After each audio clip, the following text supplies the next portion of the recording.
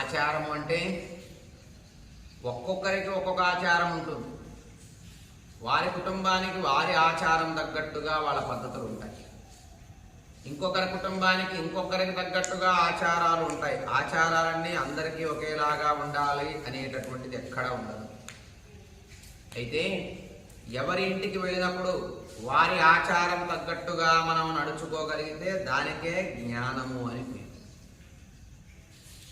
ఎవరి ఇంటికి దగ్గర వెళ్ళినప్పుడు వాళ్ళ పద్ధతులు, వాళ్ళ ఆచారాలు, వాళ్ళ ధర్మం, వాళ్ళ పద్ధతులను బట్టి మనం నడుచుకొని వాళ్ళకి ఏ ఇబ్బంది కలిగించకుండా మనం నడుచుకోగలిగేటటువంటి స్థితి మనకి ఉన్నప్పుడు మాత్రమే మనము వేరే వారి ఇంటికి పోవాలి.